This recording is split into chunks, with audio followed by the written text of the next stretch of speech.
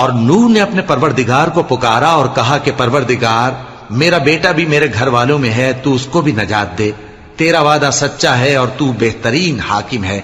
اللہ نے فرمایا کہ اے نوح، وہ تیرے گھر والوں میں نہیں ہے، وہ تو سراسر بد عمل ہے، تو جس چیز کی تم کو حقیقت معلوم نہیں اس کے بارے میں مجھ سے درخواست ہی نہ کرو، اور میں تم کو نصیحت کرتا ہوں کہ نادان نہ بنو۔ نوح نے کہا پروردگار، میں تجھ سے پناہ مانگتا ہوں کہ ایسی چیز کی تجھ سے درخواست کروں جس کی حقیقت مجھے معلوم نہیں، اور اگر تو مجھے نہیں بخشے گا اور مجھ پر رحم نہیں فرمائے گا تو میں تباہ ہو جاؤں۔ حکم ہوا کہ نوح، ہماری طرف سے سلامتی اور برکتوں کے ساتھ جو تم پر اور تمہارے ساتھ کی جماعتوں پر نازل کی گئی ہیں اتر آؤ،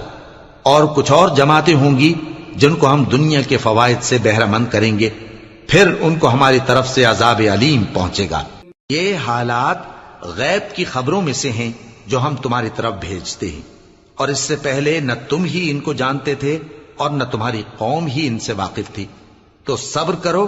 کہ انجام پرہیزگاروں ہی کا بھلا ہے۔